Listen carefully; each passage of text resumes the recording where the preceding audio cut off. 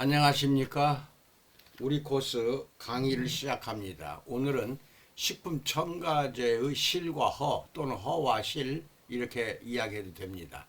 에 대해서 알아봅니다. 항상 이 구독과 알림 설정, 이 종에 삭가 씌우시는 거 이것은 한 번만 하시면 되고요. 구독과 알림 설정은, 그 다음에 좋아요는 영상 받을 때마다 눌러주시기 바랍니다. 좋아요를 꼭 부탁드립니다. 이거 돈 드는 거 아닙니다. 그러면은 이제 그 이야기를 좀 전개하기로 합니다. 식품 첨가제, 이거 굉장히 우리한테는 소중하고 중요한 내용입니다. 더군다나 건강미인 창조를 부르짖는 주식회사 우리 고수와 그 거래처들은 이 식품 첨가제에 대해서 많이 알고 계셔야 됩니다. 인체에 해를 끼치는 식품 첨가물을 우리는 반드시 알아야 합니다. 식품 첨가제는 맛과 또는 색으로 미각을 유혹하고 있고, 색과 맛으로 유혹하는 식품 첨가제의 비밀은 어떤 것이 있는지 이것을 말씀드리기로 합니다. 우리가 흔히 화장품에 들어가는 방부제가 있지 않습니까? 이거는 굉장히 까다롭게 생각합니다. 여성들은 특히 더 그래요. 그런데 실상 화장품에 들어가는 방부제는 얼굴에 발라봐야 피부를 뚫고 몸 안으로 들어갈 수가 없습니다. 방부제는 못 들어갑니다. 그냥 피부에 발라져 있는 상태일 뿐이지 크게 유해한 것은 아닙니다.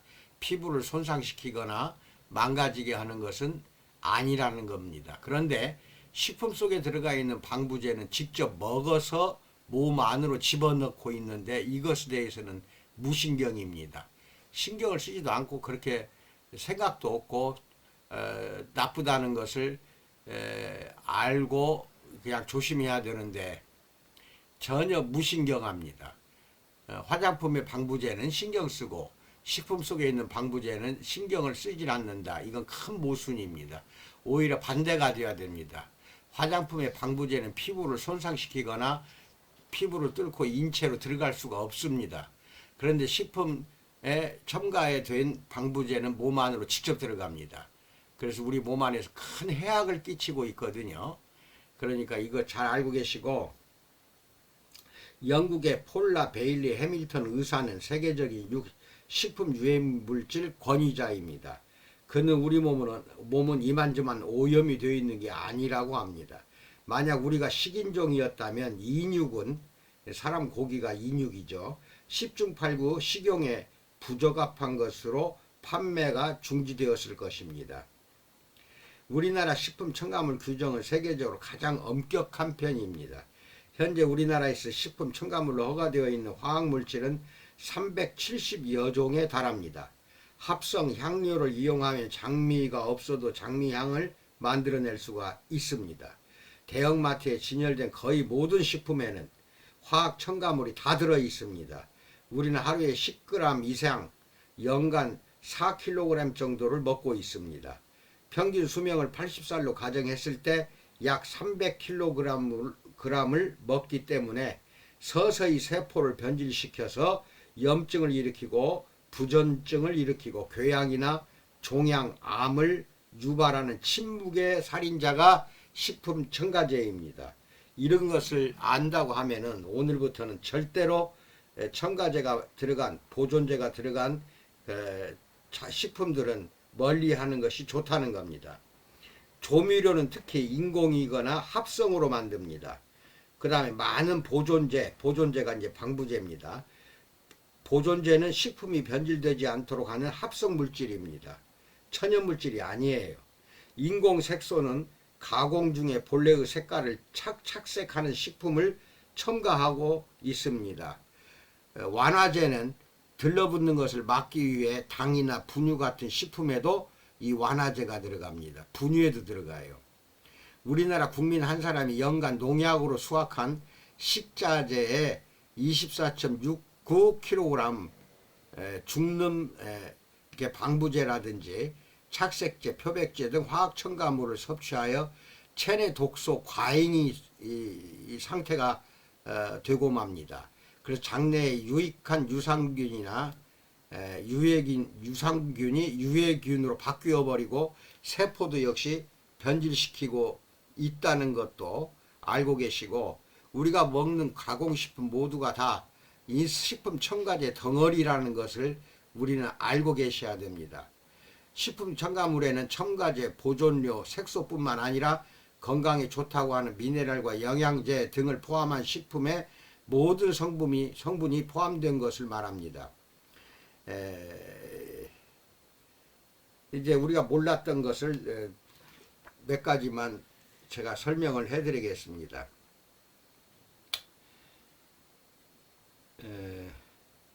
향미 증진제라는 게 있습니다. 이것은 국이나 찌개의 감칠맛을 연출하는데 집안에 소금통, 설탕통 외에 양념통을 없애고 천연 조미료는 감칠맛을 내는데 한계가 있기 때문에 주부들은 향미 증진제를 쓰거나 다시마, 멸치, 버섯, 약초를 가미하여 우려낸 육수로 요리를 합니다. 착향료라는 게 있습니다. 향을 내는 착향료는 아이스크림, 초콜릿, 바닐라 우유, 바닐라 웨하스 등에 씁니다. 과자에 풍미를 더해주는 것도 착향료를 씁니다. 청량음료와 선명한 햄과 소시지의 비밀은 착색료에 있습니다. 색깔을 들어가 있기 때문에 가공 천연색소가 아닌 일테면은 합성색소, 화학색소가 들어가서 그렇게 선명한 햄과 소시지가 되는 것입니다. 타르게 합성색소는 조금만 넣어도 선명한 색을 오랫동안 유지할 수가 있다는 것입니다. 예를 들면 흑미 분말, 자색 고구마 분말, 치자 황색소, 시금치 분말, 백년초 분말 외에 식물로 뭐든지 만들 수 있습니다. 문제는 빛에 장기간 노출되어도 색이 변하지 않아야 하는 음료에는 합성색소를 쓰고 있다는 것입니다. 질병관리본부에서 국내 청소년은 콜라, 과일주스, 스포츠 음료 같은 가당 음료를 38%가 마시고 있다고 합니다. 가당 음료는 물, 첨가당, 과일 농축액 혹은 식품 첨가물을 혼합해서 만듭니다. 베이커리 옆을 지나가다 보면 향기로운 빵 냄새가 유혹합니다. 빵의 원료는 밀, 우유, 달걀, 이스트 정도인데 유화제, 황산칼슘, 황산암모늄, 염화암모늄 같은 첨가제의 비밀이 이제 숨겨져 있는 것입니다. 식품이 썩지 않고 오랜 시간 유지할 수 있게 하는 보존료, 방부제도 식품 첨가물의 역할입니다. 각종 첨가제를 쓰지 않고 만든 빵은 건강에는 좋을지 몰라도 맛과 촉감은 다소 떨어지고 보존기간도 짧습니다. 안식향산 또는 파라옥시 안식향산 등은 보존료입니다. 방부제를 쓰지 않는 구별하기도 어렵고 식품을 구하기 어려운 시대가 되었습니다.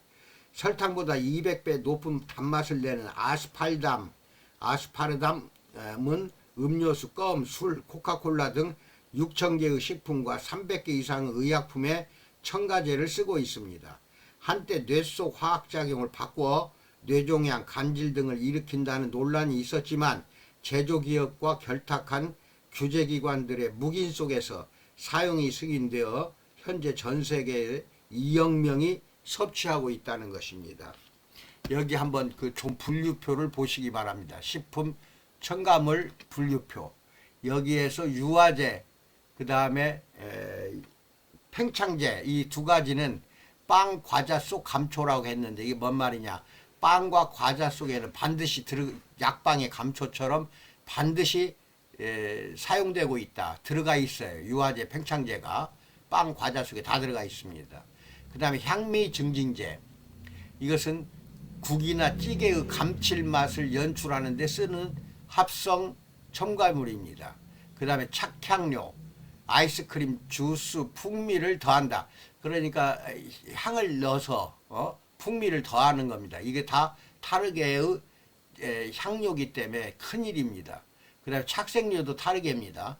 청량음료수에는 착색료, 색깔이 다 들어갑니다. 그 다음에 발색제, 색깔을 내게 하는 거, 선명한 햄과 소세지는 다 들어갑니다. 이게 말하는 유화제, 팽창제, 향미 증진제, 착향료, 착색료, 발색제, 이게 다 들어가요. 여기서 참고로 하나 알려드릴게요. 유화제에 대해서 말씀드릴게요. 이게 다른 말로 하면은 계면활성제입니다. 화장품의 계면활성제는 레시틴이나 이런 걸 천연 레시틴을 사용하면은 아무 이상이 없습니다. 또 유동 파라핀 같은 화학 유화제를 쓴다 해도 피부에 큰 트러블이 나타나질 않습니다. 그러나 빵과 과자 속에 들어가는 유화제는 이게 천연이 아니거든요. 합성 첨가제입니다. 그렇기 때문에 몸속으로 들어갔다 하면은 이거 문제가 있는 겁니다. 내장기관이 다 망가집니다. 그러니까 좋은 것이 좋은 것이라고 그렇게 생각하지 마시고 화장품에다 너무 예민하게 하지 마세요. 예민하게 할 거는 화장품이 아니라 우리가 늘 먹는 식품입니다.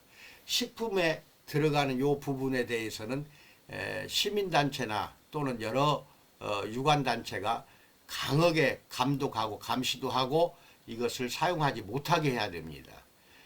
이것도 잘 알고 계시고, 근데 어쩔 수 없이 우리는 일상생활 속에서 아까도 통계적으로 말했지만은 먹을 수밖에 없습니다. 일생을 먹을 수밖에 없는 것, 그것이 몸 안에 쌓여서는 안 된다는 겁니다. 유화제, 팽창제, 향미, 증진제, 착향료, 착색료, 발색제 이런 화학 첨가물은 몸 안에서 분해가 안 됩니다. 그러면 어딘가에는 세포를 변질시키거나 병들게 합니다. 밖으로 빠져나가지 않는다는 겁니다.